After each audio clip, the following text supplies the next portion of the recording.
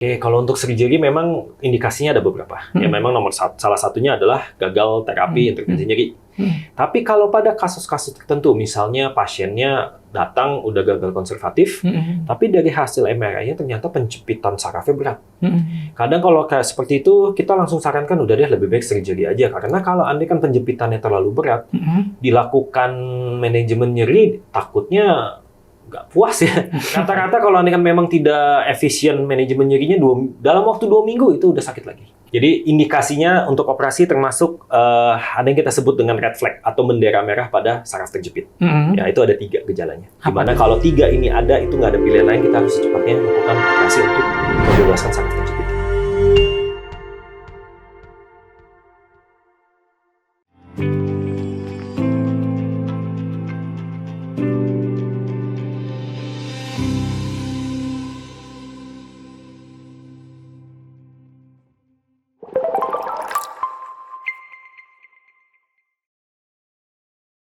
Halo sahabat Indrayana, welcome back to podcast Sahabat Indrayana. Apa kabar? Semoga sehat selalu. Salam sehat, salam Indrayana. Kali ini kita akan membahas tentang pengobatan dari low back pain.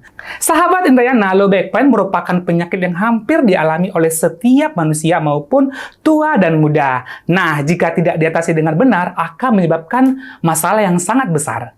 Nah, topik low back pain ini akan kita bahas bersama dengan Dr. Christian. Halo dokter. Halo, selamat sore. Gimana kabarnya dok? Baik. Luar biasa ya dok ya. Biasa. Nah dok, bicara tentang low back pain dok, kita searching nih dan juga meneliti secara sendiri dari tim kita bahwa low back pain ini ternyata dialami oleh semua orang, baik wanita, baik yang hamil, baik usia yang lansia, bahkan usia muda juga mengalami low back pain ini dok.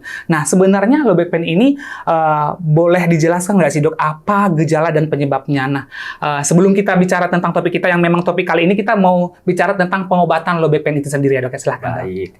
Low back pain. Oke, low back pain itu kan sebenarnya artinya adalah nyeri punggung bawah, atau nyeri pinggang lah ya kita bilang ya.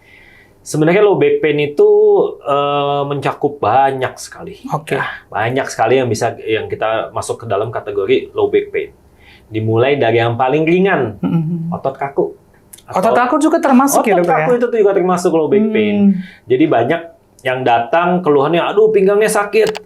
Tapi ternyata begitu kita lakukan pemeriksaan fisik dengan anamnesa, ternyata penyebabnya hanya ototnya yang kaku. Atau ya salah urat lah kalau ini kan orang biasanya ngomong ya. Dan itu nggak bahaya dok ya? Itu nggak bahaya. Biasanya kalau memang ternyata hasilnya adalah masalahnya di otot, ya paling utama ya tentu dengan obat dulu atau dengan istirahat. Kalau memang masih menetap sakitnya ya bisa kita sarankan untuk fisioterapi. Ya, itu yang biasanya paling umum itu sebenarnya salah otot. Ya. Nah, begitu kita mulai masuk ke dalamnya lagi, nah kan dari otot, tulang belakang, dan dalamnya ada saraf. Barulah itu kita bisa bicara lebih spesifik lagi kalau ternyata memang penyebabnya antara tulang atau masalahnya di saraf. Baru kita bisa bilang lebih spesifik lagi ya. Berarti memang sebelum menentukan apakah low back pain itu adalah low back pain yang ringan, sedang atau parah, itu harus ada pemeriksaan yang lebih lanjut ya begitu dokternya. Nah, kita sangat menarik nih, dokter udah menyatakan bahwa low back pain ini sebenarnya bisa dialami semua orang. Termasuk saya ya dok, dan dokter juga ya dok ya. Nah dok, semakin kesini ternyata dok penyebabnya sangat bervariasi, dan semakin kesini menurut penelitiannya dok, usia 30 tahun saja bisa terkena low back pain ini baik ringan maupun berat. Nah melihat gejala dan juga situasi ini, apakah yang harus dialami, yang harus diperbuat kita dok selaku pasien supaya tidak terkena low back pain ini? Silakan dok. Banyak sih ya faktornya ya. Karena kan low back pain yang kalau misalnya memang penyebabnya otot, itu biasanya karena pasti pasiennya sebelumnya habis berusaha mengangkat berat atau menahan beban berlebih. Biasanya tuh misalnya dia habis traveling, banyak jalan, tapi selama jalan dia banyak bawa belanjaan gitu. Alas kakinya juga tidak mumpuni ya. Itu juga bisa menyebabkan low back pain. Tapi ya secara umum sih pola hidup sehat ya, kembali lagi. Ya, begitu ya, pola hidup sehat. Ya, kurangin berat badan ya. Berat badan berlebih itu pasti akan menyebabkan resiko low back pain yang lebih tinggi. Terus ya olahraga yang rutin, karena ya kalau tubuh kita memang otot-ototnya tidak terlatih, pasti akan lebih mudah terjadi cedera. Oke, nah ini kita bicara tentang penjelasan dari low back pain ini. Nah, kalau kita sudah bicara pada pasien yang sudah mengalami gejala berat nih dok ya, seperti nyeri yang tidak hilang, kejang otot, dan lain-lain. Nah, apa yang harus dilakukan dok untuk menangani tersebut dok? Karena kan kadang orang tidak mau meriksa ke dokter karena takut nih penyakitnya apa. Nah, kalau dokter sendiri melihat ini, kalau sudah berat mengalami low back pain ini, apa yang harus dilakukan dok? Oke. Pertama tentu ya kita harus melakukan pemeriksaan penunjang tambahan ya. Ciri khas kalau andaikan low back pain-nya sampai menyebabkan saraf kejepit itu ya kita bisa melakukan MRI untuk melihat MRI di lumbal, atau juga kita bisa lakukan elektromiografi kalau andaikan memang ada tanda-tanda saraf kejepit. Oke. Nah, baru dari situ kita tentukan nanti terapinya. Jadi sebenarnya terapi low back pain itu umumnya kita bicarakan itu ada 4 level. Ya. 4 level nih dok. Apa saja nih 4 levelnya? Level yang paling ringan itu yang tadi saya bilang, cukup dengan istirahat dan minum obat. Tapi apabila dengan istirahat minum obat masih sakit, ya kita harus bantu dengan fisioterapi. Itu yang kita sebut dengan level kedua, tingkat kedua. Apabila dengan fisioterapi masih sakit, ya baru kita ke tahap ketiga yang kita sebut dengan manajemen nyeri. Ya, di mana manajemen nyeri itu ada suatu tindakan intervensi untuk mengatasi rasa sakitnya. Apabila dengan intervensi nyeri juga masih menetap, baru terakhir itu yang operasi. Oke, nah yang saya tanyakan lagi tadi dokter menjelaskan ada 4. Yang pertama adalah pengobatan ataupun istirahat. Nah, ini apa indikasi kepada pasien yang seperti apa nih dok? Kalau yang pertama ini? Biasanya sih kalau dengan yang baru sakit ya.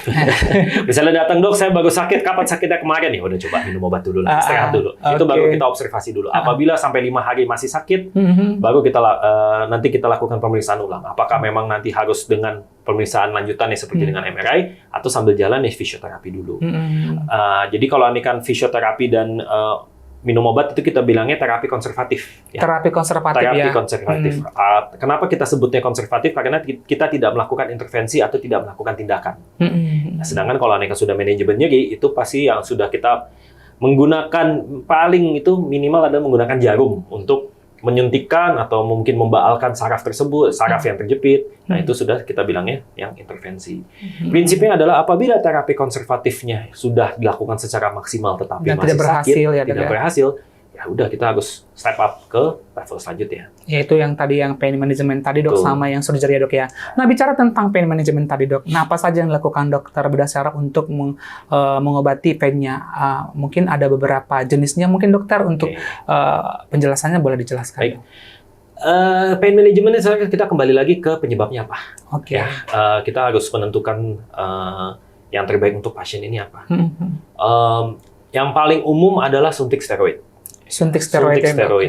Suntik steroid itu tujuannya adalah untuk mengurangi sinyal yang dikirimkan oleh saraf, sinyal sakitnya, dan juga untuk mengurangi peradangan atau inflamasi. Oke. Nah, sedangkan pilihan-pilihan lainnya apa?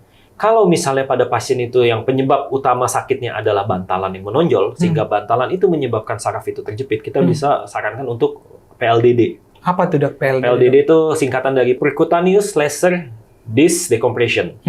Artinya apa? Artinya dengan jarum, memang dipandu dengan mesin CR atau mesin radiologi, kita tujukan ujung jarum itu ke bantalan, lalu setelah itu diberikan laser dengan tujuannya ada 2. 1, mengecilkan ukuran dari bantalan. Yang kedua, bantalan yang sudah menonjol itu kadang-kadang mengirimkan sinyal sakit ke otak. Sehingga laser itu kita harapkan bisa membaalkan saraf di dalam bantalan tersebut. Itu kalau andaikan misalnya ternyata masalahnya di bantalan. Tapi kalau misalnya pada pasien-pasien yang ternyata masalah sakitnya itu karena ada gangguan sendi, itu kita bisa lakukan yang namanya radiofrekuensi ablasi. Oke. Radiofrekuensi itu tujuannya apa?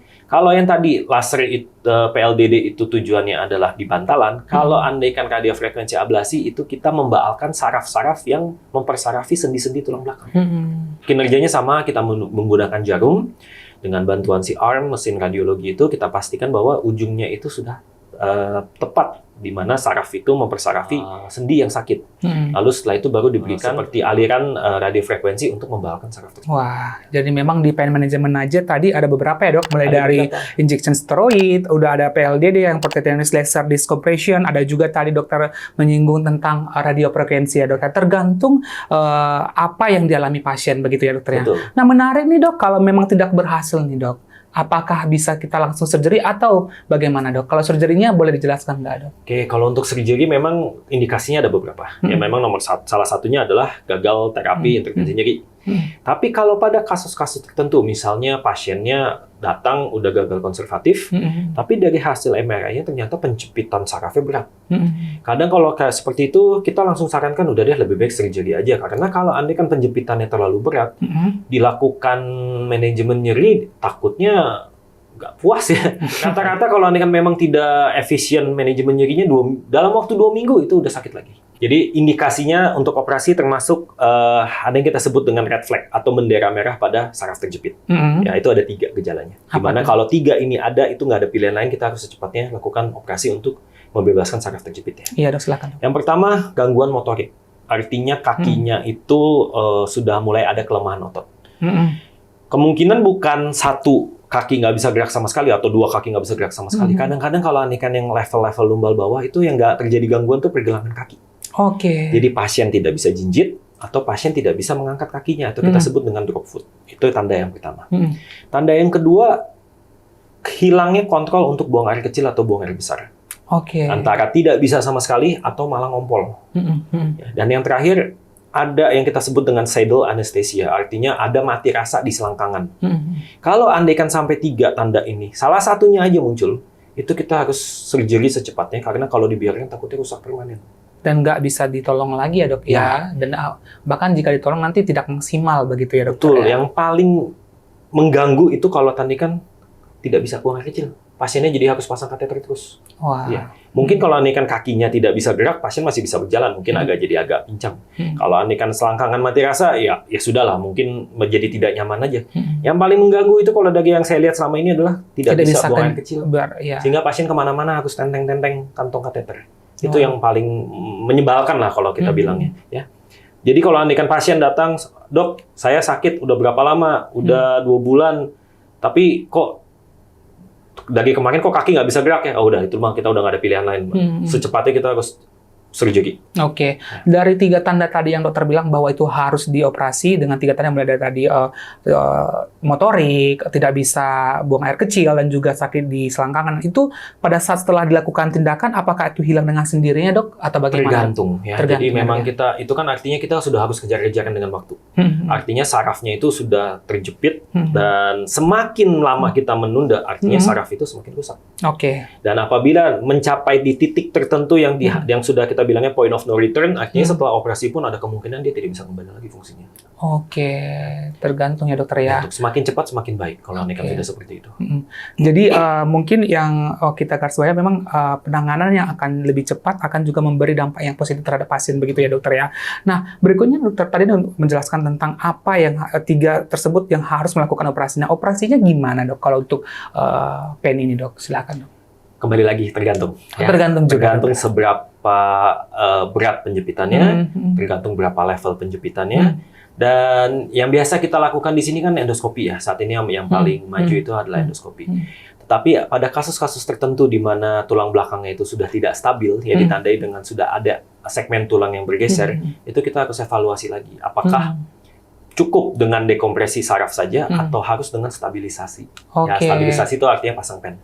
Ya, jadi memang kita nggak bisa pukul rata, semua pasien tuh pasti bisa dilakukan operasi yang tipe A. Nggak bisa, kita harus lihat kondisi pasien secara keseluruhan, mana yang terbaik. Jadi memang tergantung kondisi pasien ya, apakah dia ringan, sedang ataupun berat ya dokter ya. Mungkin saya simpulkan bahwa semakin ringan akan mungkin tindakannya akan nggak seberat yang seperti kondisi yang berat ya, begitu ya dokter ya.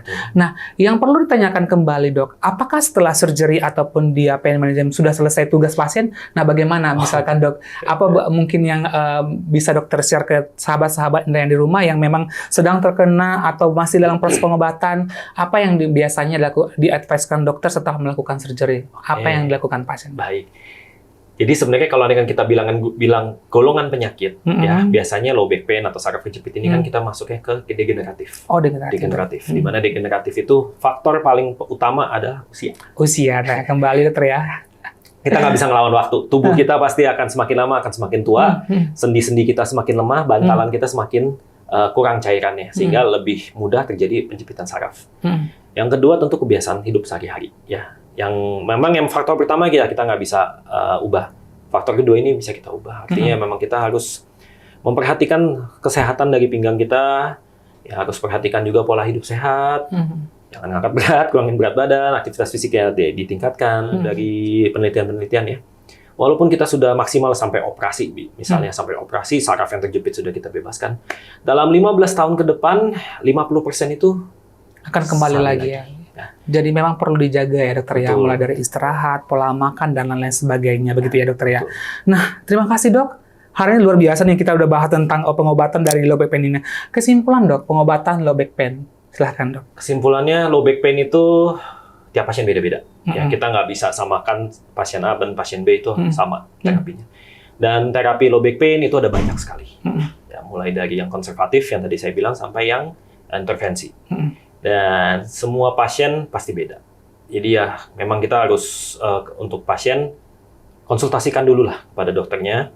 Jangan pikir kalau, waduh teman saya pernah bilang dilakukan ini, saya sembuh, sedangkan saya harus sama dengan pasien tersebut. Belum tentu. Ya, jadi setiap pasien pasti beda-beda, konsultasikan dulu dengan baik, ya, lakukanlah pemeriksaan-pemeriksaan penunjang yang memang disarankan, baru nanti kita bisa menentukan yang terbaik untuk pasien itu apa.